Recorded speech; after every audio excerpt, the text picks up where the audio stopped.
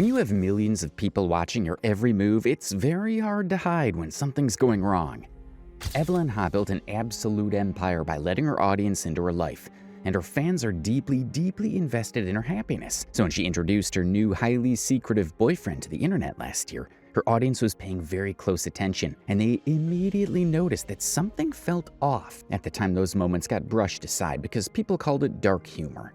Evelyn even made a video telling her fans that they were reading way too much into it. Background on Mystery Man is that he is not an influencer. He does not know how to... But looking back now, after everything that's come out, those clips feel completely different, because what started as a few uncomfortable moments in a vlog eventually exploded into a felony arrest, a $54 million federal lawsuit, and one of the most shocking public betrayals the internet has seen in a very long time. Today we're breaking down the entire Evelyn Ha and Ben Pastnac situation, and the moment a completely different ex-boyfriend stepped in and flipped the whole story upside down. Let's get into it. So first things first, who is Evelyn Ha? Because if you're not already in her world, this background actually matters a lot for what we're getting into. Evelyn was born on April 15th, 1999, so she literally just turned 27. She's Korean American, the oldest of 3 sisters, and she and her younger sisters, Erica and Emily, create content together under the H Sisters brand. But here's something that a lot of people who only follow her for the drama don't actually know. Content creation was never the plan, like at all. Evelyn went to the Manhattan School of Music, where she trained as a classical oboist, graduated in 2021 with a degree in classical performance, and her actual goal, the thing she was working toward her entire young adult life, was a seat in the New York Philharmonic. If you didn't do YouTube, what would you be doing right now? I would be In an performing orchestra? at the New York Philharmonic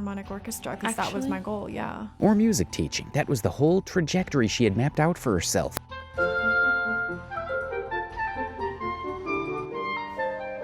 And then the pandemic came with its whole baggage, and the YouTube channel she had technically made back in 2012 and basically just left sitting there for years started getting real attention when she and her sisters began posting TikTok comedy skits together in 2020, and it blew up way faster than any of them were expecting. Now let me give you the actual numbers, because I want you to understand the scale of who we're talking about before we get into everything else. Evelyn has 4.5 million followers on TikTok, 2.4 million on Instagram, and around 470,000 subscribers on her personal YouTube channel. And then on the shared H Sisters channel with Erica and Emily, they're pushing close to 5 million subscribers with over 1 billion views total. She's signed to United Talent Agency, one of the biggest influencer agencies in the country. She reportedly earns around $30,000 per sponsored post, and she's worked with brands like Dolce & Gabbana, Valentino, Chanel, all of that. This is a full business. And the point I really want you to take from all of that is that Evelyn has always made her actual life the content. So it wasn't just the highlights and the brand deals, but the relationships, the personal stuff, the people she's closest to. And when you build an audience the way she's built hers, by bringing people into your world and making them feel like they genuinely know you, those people get invested in a way that goes way beyond just watching videos. And to my cat cakes, it makes me emotional every time. And that investment is exactly what makes everything that happened next hit so much harder. Now, before we get to Ben, we have to go back and talk about Fred. And I know some of you want to skip straight to the tea, but don't skip this part, because you genuinely can't understand the Ben situation properly without knowing what came before it, and specifically how it got framed publicly afterward. Fred Liu, also known as ASAP Liu, has around 1.7 million TikTok followers. He and Evelyn were actually close friends before they started dating, and that's why the internet fell so hard for them as a couple, because, you know, the whole best friends to relationship storyline is one of the most beloved romance arcs the internet has ever gotten attached to. I'm with Evelyn today. Do you want to eat out or do you want to cook? Cook. So the thing is, today I'm cooking for you. Okay. Yeah, practice my culinary skills. Yeah, let's see it. I'm so hungry. Okay, I'll make you the most fire, here's crossed knock on wood, salmon ever. And in July 2023, Evelyn posted a YouTube video literally called Meet My Boyfriend, and from that moment the audience was completely locked.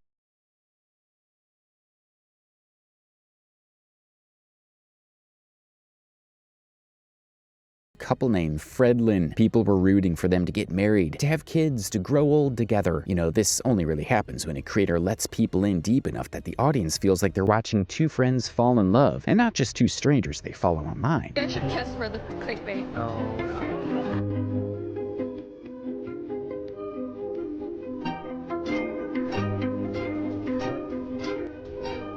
And Evelyn let people in that deep. That was always her thing. But in May 2024, they broke up, and it was fully known to people when Fred posted a TikTok. Start by addressing the elephant in the room. As many of you know, I got out of a long-term relationship in February of this past year, and the reason I haven't really brought this up on social media or talked about it yet is because I didn't want to bring up any online drama or negativity. I know many of you might feel disappointed and confused about what happened between Evelyn and I because we shared so much of our relationship online. First, I want to start off by saying that even though Evelyn and I aren't together anymore, there is no bad blood between us, and we have nothing but respect for each other. Sorry for those of you who wanted to choose your story. Ultimately, we decided it was best for both of us to move on from our relationship because our goals and values for the future were different. I'm thankful for all the lessons I've learned over the course of our relationship, but it was just healthiest for both of us to grow independently.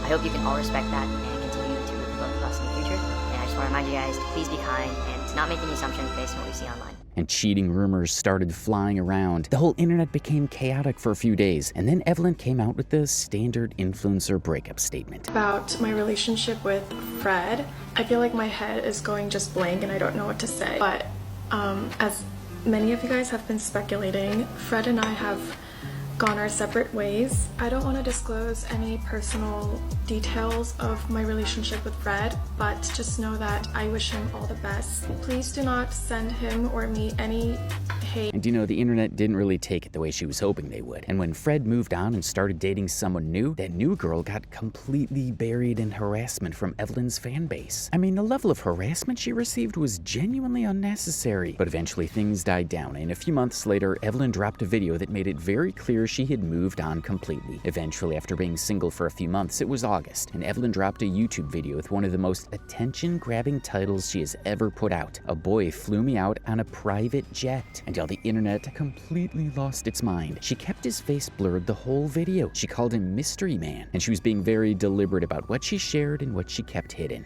Go into a room and then give your bags and then you're just are on the jet. I picked out this RX bar. It's a vanilla almond. The mystery man picked out the kind peanut butter dark chocolate. There's still plan for me? Oh yeah, totally. Really? Oh my, a whole day plan? Really? Got to be here with me. Ecstatic. What are you gonna do? Like, I kind of want to go to a farm. Oh, you want to go to farm? Yeah. I'll see if I can organize for you to go to one. But you already know that careful and private are two very different things when you're a vlogger with millions of followers and an extremely invested fan base. Because the second you post a private jet and a luxury location and a blurred face, the comments section becomes a full investigation unit, and within days people had already tracked him down. His name is Ben Pastnac, and this guy's background genuinely sounds like something someone made up for a Netflix show. Ben Pastnac is 26 years old and was born in Sydney, Australia. He grew up in a very wealthy area of the city, and at 14 years old, he built a mobile game that went viral. And then at 15, he dropped out of high school and moved to New York City. He went alone by himself to a different country to build tech startups. His family was apparently wealthy enough that this was just something that happened and he got to go do it. And then he launched an app called Monkey, basically a video chat app at 18 years old. It hit 10 million users very fast, which meant every tech media outlet was doing profiles on him as this teenage founder. Then in 2018, he founded Simulate, a plant-based food company. Their main product was a chicken nugget. My name's Ben Pastnac, and I'm the founder and CEO of Simulate. My company is a nutrition technology company, and we make a product called Nugs, which is a chicken nugget simulation. He literally called it the Tesla of chicken nuggets, which is very much the energy of a 19-year-old tech founder. But the company actually worked. It reached a valuation of $250 million and got into Walmart and Target. The investors included Jay-Z's Marcy Venture Partners and Reddit co-founder Alexis Ohanian, and he made the Forbes 30 Under 30 list. He was doing the rounds on every podcast and media platform as the example of what a young founder can be. So by the time he shows up in Evelyn's world, this man has the money, the Forbes credibility, the Jay-Z investor story, all of it. However, the controversy came with him revealing himself as Mystery Man in this current crypto situation. So what exactly is going on with that? In October 2024, Ben sold Simulate and moved entirely into crypto. After selling Simulate, Ben launched a platform called Believe, which also went by the name Launchcoin. Ben created his own token called the Pasternak coin, and when he launched it, he publicly stated on the record that he had zero ownership of it, and that coin hitting $80 million market cap on its very first day. And within 1 week, it had crashed 95%. And going forward, this is going to be the pattern with everything he touched in the crypto space, because his Launchcoin tokens separately peaked at a market cap of $370 million. around 30 cents per coin at its highest. By the time this whole situation blew up publicly, it was worth less than 1 cent. And then in October 2025, Ben did something that completely burned the people who had held on through all of it. He announced a forced token migration, moving everyone's Launchcoin tokens over to Believe tokens. This means every single person holding coins had their value diluted overnight, and if you didn't convert in time, you just lost everything. After that, his Twitter basically went silent. His last original tweet was on October 20th, 2025. That's how our guy who had been consistently communicating with his community just disappeared. Now, the first hint that something had happened came on April 1st, 2026, when Evelyn posted a video. It was a get ready video. She's doing her makeup and getting dressed for somewhere she needs to be. It's a completely normal concept, except that she's visibly covering marks on her face. And it's not just one small thing she's touching up. You can see her applying products in layers over areas that need more coverage than usual. And because it was April 1st, literally April Fool's Day, and because Evelyn had never posted anything like this before with zero context, a huge portion of the comments section immediately called it a prank. They thought she was staging it for engagement. The timing of that post, whether she chose that date intentionally or not, meant that the people who watched it and thought something was wrong got completely drowned out by the people who were convinced it was a bit. And around the same time, she posted a note in a YouTube description. It said, "Sorry for being MIA. She's been going through some personal things, but she was safe and okay now, so nobody needed to worry." In that moment, that read as a standard creator taking a mental health break. But looking back right now, knowing what we know, that specific phrase does not read the same way at all. Because saying, "I'm safe and okay now," means there was a specific moment when it stopped being safe, and then it became safe again. Anyways, nobody connected those dots at the time. It all happened later. Okay, now let's walk through what people were actually watching on camera while all of this was happening in Ben's business world. So let's start with the clip that I think most people point to first. Oh, she must be so busy. I wonder what she's doing right now. Toxic client. This was one of the very first videos that made people stop scrolling. The couple were doing the "we listen and we don't judge" challenge. We listen and we don't judge. Which is just a format where each person confesses something and the other one isn't supposed to judge them for it. It's a normal concept and fun. And in the middle of this video, Ben kicks Evelyn with his leg with actual visible force, for no reason at all, mid-conversation, and then just keeps going as if nothing happened. People in the comments flagged it immediately. And then within days, the conversation moved on because Evelyn seemed fine and because people told themselves it was just his leg moving. And then in other videos, Ben started saying certain things to Evelyn on camera that, individually sounds like nothing, but when you hear them back to back, they start to build a picture. Evelyn asked him on camera to rate how she looked. Scale of 1 to 10, how pretty do I look today? Which is a completely normal couple thing to ask each other. But he looked at her and said she looked scary. Scale of 1 to 10, how pretty do I look today?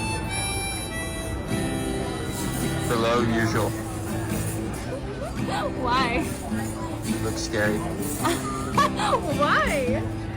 I just feel scared. He responded in such a flat, no warmth, no joke in the delivery way, and you can actually see in Evelyn's face in that moment that it landed badly before she laughed it off and the video kept going. Again, people noticed, and again, the dominant read in the comments section was that he's not an influencer. They said he's awkward on camera, he doesn't know how to be charming for a vlog, and that explanation got accepted. But then there was a clip that people keep coming back to the most right now, and honestly, it's one of the hardest things to explain away is camera awkwardness. Would you rather me cheat on you with an ugly, unsuccessful guy or a really handsome, successful guy? Would you rather?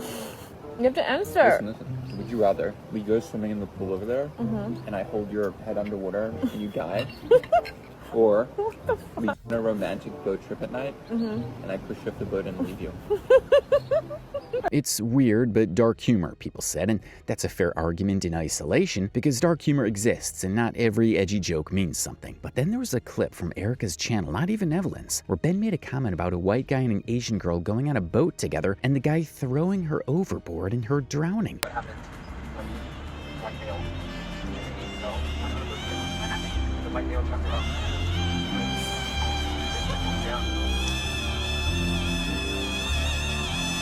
And at that point, people in the comments started saying, okay, the drowning reference has now come up twice, and that's not random anymore. But again, nothing definitive, so the conversation moved on. And then there was a moment where Ben pushed Evelyn onto a bed. This is abusive. Okay. This is a serious There was also this recurring pattern of Ben making comments about the way Evelyn looked or the way she was dressed. None of it was something you could point to individually and call a smoking gun, but together with everything else, the picture that was forming in people's minds was, this doesn't feel right. What? What's with that? What do you mean, what's with that? Why are you wearing that? No. What do you mean? She wears that like every day, bro. Yeah, it's like kind of like everyday outfit. What do you mean? Something looks wrong. Like, I don't know what it is. Something looks wrong? Yeah. Something that's wrong. He's not letting me in. Just a little flustered because I look like a baddie right now. Steve, you don't have to act so flustered because I look like a baddie. I feel uncomfortable.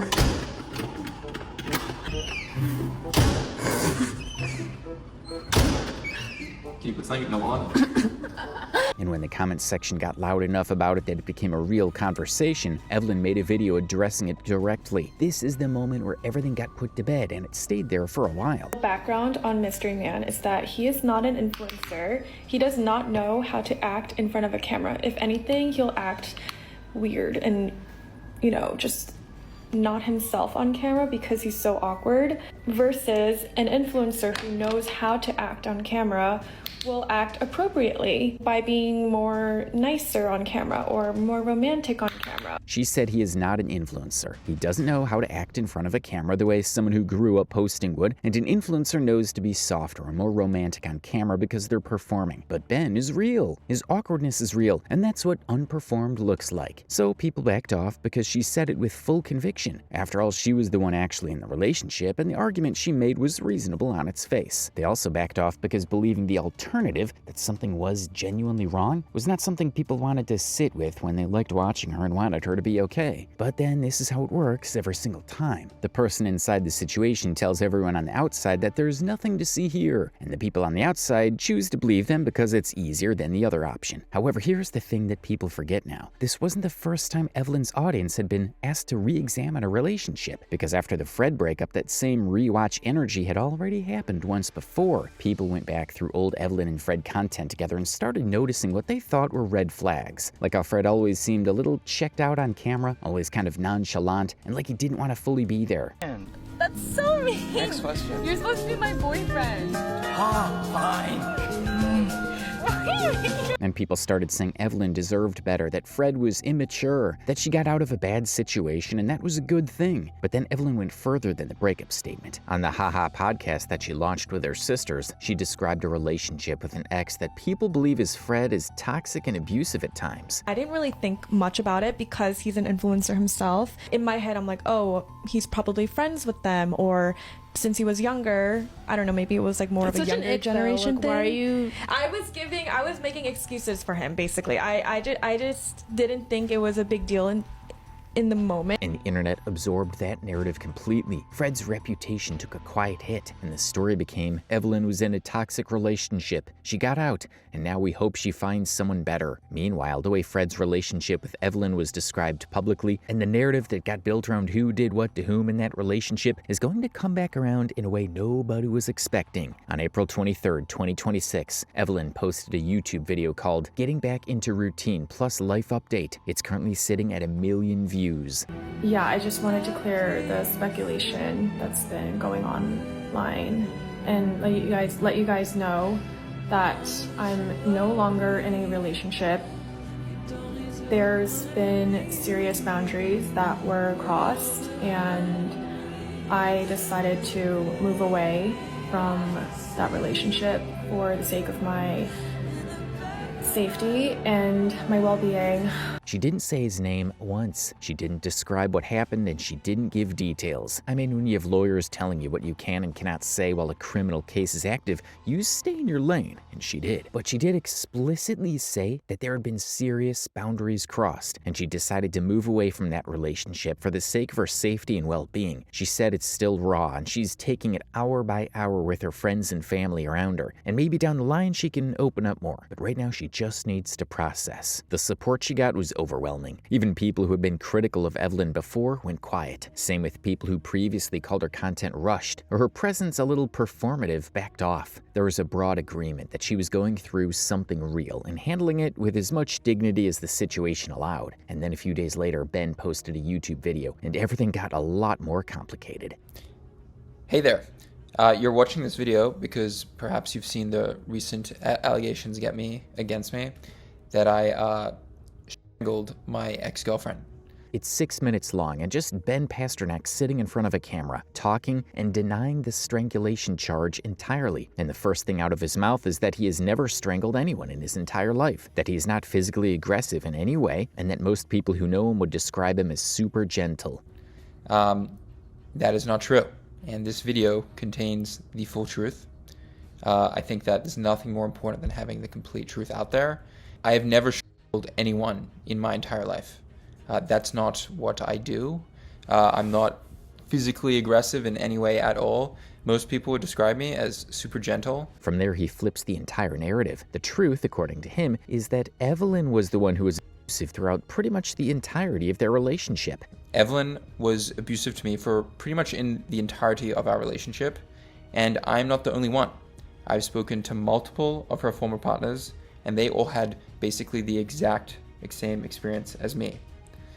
Throughout my relationship with Evelyn, it started with control. She had concerns that, she's going to be abandoned for another girl. I had lots of female friends, and it started with, if you see this girl, I'm going to break up with you, or you have to pick me or them. And over time, I just basically wasn't allowed to see my friends, and I got more contained and cornered and isolated. And it started with her being controlling. She was scared of being abandoned, so she started cutting him off from his female friends. Ultimatums like, pick her or me. If you see that girl, I'm ending this. And over time, he says he had nobody left because she had isolated him completely. And when those psychological tactics stopped working, she turned physical. He lists hitting, pulling, scratching, and digging her nails in. She resorted to being physical, hitting, pulling, scratching, all the things, digging her nails into me. And her being physical was an open secret among her sisters, and it was an open secret among my friends. We spoke about it extensively. He gets very specific about a trip they all took to Asia, where he says his body was covered in scratches, and her sisters saw them, knew exactly where they came from, and confronted Evelyn about it directly. We were all in Asia together last year by a pool, me, Evelyn, and her sisters. And my body was covered in scratches, and her sisters saw it, and they knew exactly where the scratches were from, and they went to Evelyn and told her off, and they said, this is not okay. He even says they were in couples therapy together. We had a couples therapist who was fully aware that Evelyn was physically abusive to me multiple times. And that the therapist pulled him aside one-on-one and told him to seriously consider getting a restraining order. In the weeks leading to our breakup, our couples therapist had told me one-on-one that I should consider getting a restraining order against Evelyn. He says that floored him, and that he had never considered the situation was that serious, and that he didn't follow the advice. And to me, this was mind-blowing, it was not something I had ever considered, and I clearly did not understand how serious the situation was. A few weeks later, they had a final fight. He broke up with her, she left, and her last text to him was... And a few weeks later, we got into a fight. I broke up with her. She left, and her last text to me was, I'm going to make sure this comes back to you 10,000 times fold. I'm going to make sure this comes back to you 10,000 times fold. And from there, his whole argument is that she went straight to the police and that these charges have nothing to do with what happened in that hotel room. In his version of events, this is her making good on that threat. And she, I later learned, immediately went to the police and alleged that I strangled her. Like I said, I don't strangle people. I don't see any reason to do that. It's just not my nature. I don't like hurting people. I'm gentle. And then he wraps up the whole thing by saying that despite Evelyn doing the most evil thing you can do to a person, which is falsely accusing them of something atrocious, he still has empathy for her. He hopes this is a turning point for her. A few other notes is, despite Evelyn doing the most evil thing you can do to another person, which is falsely accusing them of something atrocious, I have empathy for her, and I hope this can be a turning point for her, and I know it will be. as a dude, like, it's embarrassing being a victim of abuse, domestic violence, physical abuse. And when a girl is much smaller than you, it can be hard to take seriously, but it's serious. And that he trusts the court system to reveal the truth. And I'm not gonna like get into a YouTube drama of going back and forth with screenshots and imagery, I trust the court system to reveal the truth. Throughout the video, he references documentation, but not a single piece of it appears anywhere in the video. To be completely fair, though, if your legal team tells you to not show your evidence on your YouTube because there's an active criminal case, that's a real and legitimate reason. I genuinely understand that. But the effect of not showing any of it is massive. We've got to admit that, too. Now, we've also got to admit that since this whole situation went public, a specific term has been all over every comment section and every commentary video about it. It's a real concept with a real definition, and it's worth understanding properly. DARVO stands for Deny, Accuse, Reverse Victim, and Offender. It's a documented behavioral pattern that's been studied in the context of abusive relationships. The reason so many people are applying it to Ben's video is that his response follows this structure almost exactly. You open with the denial, and then once the denial is out there, you move straight into attacking the credibility of the person who accused you, making them look unstable, dangerous, vindictive, making the accusation look like a personal vendetta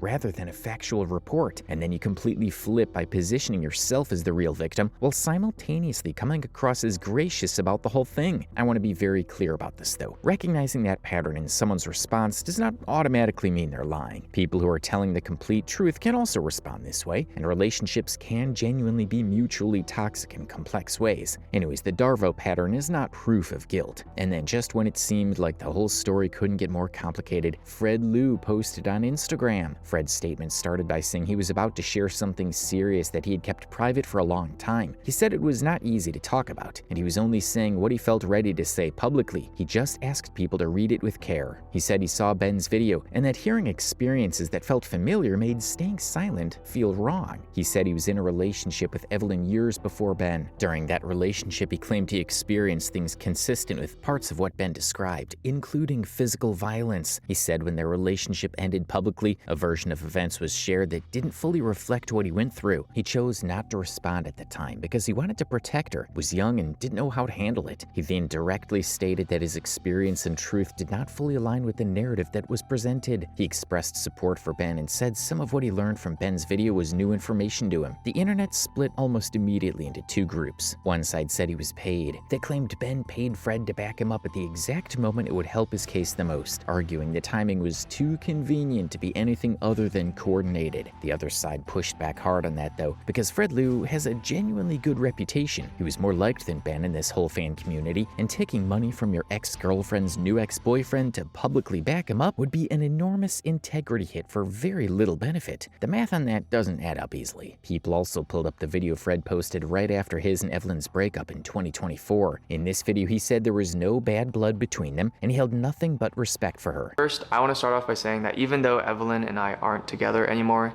there is no bad blood between us, and we have nothing but respect for each other. Sorry for those of you who wanted a juicier story. People put those two statements right next to each other and started asking how both of those things could come from the same person. But then, both of those things can absolutely come from the same person. I mean, someone can choose to be gracious and protective in public in 2024 because they want to move on and don't want to drag a private, painful situation into the spotlight. Then, 2 years later, when specific details about experiences they personally went through start coming out in someone else's account, they can feel like staying silent is the same as agreeing with a version of events that isn't fully true. Those two positions are not necessarily contradictory. Or he could be lying. Or it could be completely coordinated. Those are also real possibilities. And I'm not going to tell you which one to believe because I genuinely don't know. Evelyn Ha has not said much more publicly beyond that April 23rd video. And since Fred Liu posted his statement, he hasn't followed up publicly since. However, Ben's June 11th court date is going to matter massively because that's the first real movement through the legal process. Whatever comes out of it is either going to confirm what most people already believe or will complicate this story in ways that nobody has fully anticipated yet. Either way, we'll be here to break